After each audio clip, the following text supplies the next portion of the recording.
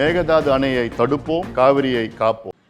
இப்போ காவிரி நடுவர் மன்றம் அமைச்சது 1990 91 இடைக்கால தீர்ப்பு 2205 டிஎம்சி, 2007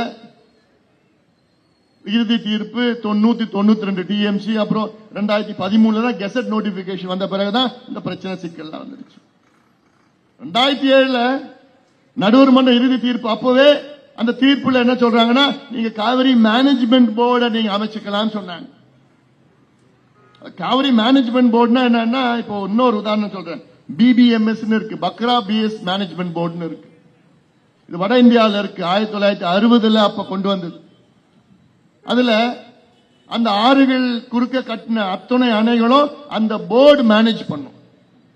இதுல டெல்லி கையெழுத்து போட்டிருக்கு, ஹரியானா, பஞ்சாப், அப்புறம் ராஜஸ்தான், இப்படி கிட்டத்தட்ட ஒரு 6-7 மாநிலங்கள் கையெழுத்து போட்டு அந்த மாநிலங்களில் உள்ள அந்த ஆற்றில் இருக்கிற அத்தனை அணைகளும் அந்த மேனேஜ்மெண்ட் போர்டு தான் அதை நிர்வாகம் செய்யும். எந்த மாநிலத்துக்கும் உரிமை கிடையாது. அப்படி ஒரு தீர்வு 2007 இறுதி தீர்ப்புல நடுவர் மன்றம் சொல்லியிருக்கிறாங்க.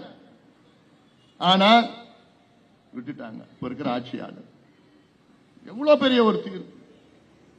அப்ப அப்படி ஒரு அந்த மாதிரி ஒரு மேனேஜ்மெண்ட் போர்டு கொண்டு அத்துணை ஆறுகள் கர்நாடகாவில் இருக்கிற கபினி, ஏமாவதி, ஆரங்கி, சொர்ணாவதி, நம்ம ஊர்ல இருக்கிற இந்த மேட்டூர் டேம் மட்டும் இல்ல, பவானி ஆறு, அமராவதி ஆறு, இந்த ஆத்துல இருக்கிற டேம் எல்லாமே அந்த மேனேஜ்மெண்ட் போர்டு, அந்த போர்டு தான் கட்டுப்படுத்தும். அந்த போர்டு தான் மேனேஜ் பண்ணும். யாருக்கு எவ்வளவு தண்ணி எப்ப விடணும். நம்முடைய பெரியவர் ஐயா நடுசாமி சொன்னார்ல, அன்றாடம் தண்ணி எவ்வளவு, அந்த போர்டு வேலை அது. அப்படி நடந்திருக்கணும், விட்டுட்டாங்க. இது நோட்டிபிகேஷன் 2013 நடக்குது. அதன் பிறகுதான் இந்த பிரச்சனை எல்லாம் நமக்கு அவங்களுக்கு மறுபடியும் பிரச்சனை வரும். உச்சநீதிமன்றம் போறோம். உச்சநீதிமன்றம் என்ன பண்றாங்க, நமக்கு கிடைச்சது 192 டிஎம்சி, அதை 177.25 டிஎம்சி குறைச்சிட்டோம். பாண்டிச்சேரிக்கு 7 டிஎம்சி, பெங்களூருக்கு 4.7 4.25 டிஎம்சி பெங்களூர் குடிநீருக்கு அப்பயே கொடுத்துட்டாங்க. 5 டிஎம்சி பெங்களூர் கொடுத்துட்டாங்க. இன்னைக்கு எதுக்கு மறுபடியும் உங்களுக்கு தண்ணி, பெங்களூர் தண்ணிக்கு நீங்க ஒரு டேம் கட்டுறீங்க? உங்களுக்கு பெங்களூருக்கு தேவை இன்னொரு 5 டிஎம்சி தான். அந்த 5 டிஎம்சி தண்ணியே இருக்கிற டேம் கேஆர்எஸ், கபினி, ஏமாவதி, ஆரங்கி, சொர்ணாவதி எதெல்லாம் எடுத்துட்டு போங்க. 5 டிஎம்சி தேவை உங்களுக்கு. எதுக்கு 70 டிஎம்சி டேம கட்டுறீங்க? யாரை ஏமாத்துறீங்க? தமிழ்நாடு மக்கள் என்ன அவ்வளவு இழிச்சவாங்களா நீங்க சொல்றதெல்லாம் நம்புறதுக்கு? கர்நாடகா முதலமைச்சர் சொல்றாரு, நாங்க ஒரு பக்கெட் தண்ணி கூட விவசாயத்துக்கு நாங்க பயன்படுத்த மாட்டோம். எவ்வளவு ஒரு அப்பட்டமான பொய் அது! ஒரு முதலமைச்சர் பேசுற பேச்சு அதெல்லாம். உங்களுக்கு தேவை 5 டிஎம்சி, கட்டுறது 70 டிஎம்சி. நாளைக்கு நீங்க குடிநீருக்காக நாங்க பயன்படுத்தும் சொல்லிட்டு அதன் பிறகு நீங்க விவசாயத்துக்கு பயன்படுத்துறீங்கன்னா நாங்க சண்டை போட முடியுமா உங்ககிட்ட? நீங்க சொன்னா நீங்க கேட்பீங்களா? உச்சநீதிமன்றம் சொன்னா கேட்பீங்களா? யார் சொன்னா நீங்க கேட்க மாட்டீங்க. கடந்த கால அனுபவம் அது. அடாவடியா பண்ணுவீங்க. நீங்க கொடுக்கிற இடத்துல இருக்கீங்க, நாங்க வாங்குற இடத்துல இருக்கிறோம். முதல் மடை நீங்க, நாங்க கடை மடை. உலகத்துல எந்த நாட்டிலாவது இந்த நதிநீர் பிரச்சனை வந்ததுன்னா முதல் உரிமை கடைமடை நாட்டுக்கு தான் முதல் உரிமையே. தான் இயற்கை நீதி. எந்த அக்ரிமெண்ட் போட்டாலும் இதுதான் காவிரி நடுவர் மன்ற இறுதி தீர்ப்புன்னு சொல்லுது. முதல் மடையில நீங்க ஏதாவது கட்டுமானங்கள் பண்ணணும்னா கடைமடை மாநிலம் தமிழ்நாடு, பாண்டிச்சேரி, கேரளா அனுமதி இல்லாம நீங்க பண்ண முடியாது. உச்சநீதிமன்ற தீர்ப்பு இதுதான் சொல்லுது.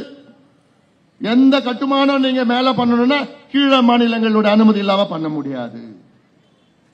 அப்படி சொல்லியும் இன்னைக்கு நாங்க டேம் கட்டுவோம்.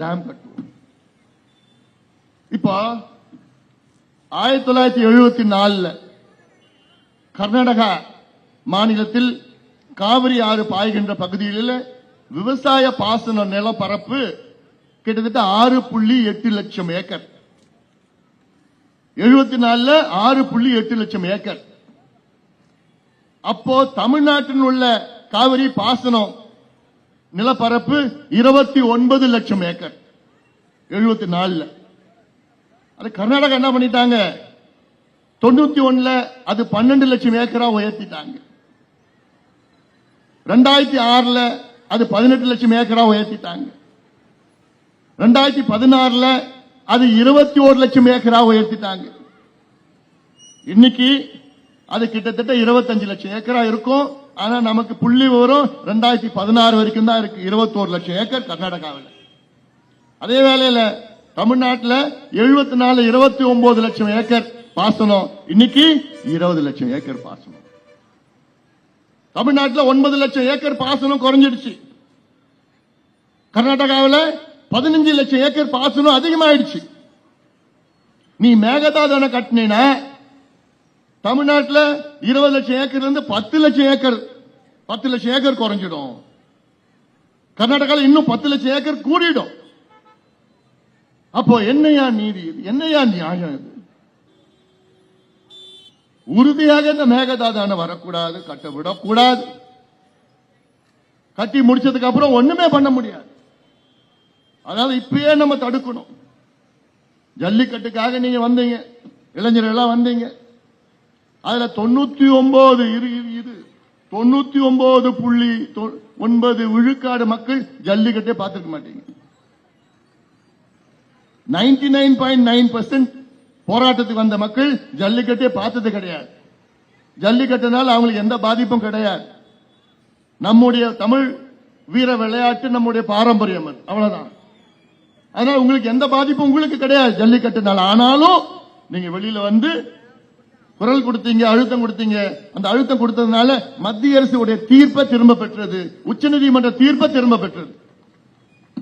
ஆனால் மேகதாது அணை கட்டினா நீங்க ஒவ்வொருவரும் பாதிக்கப்பட போறீங்க.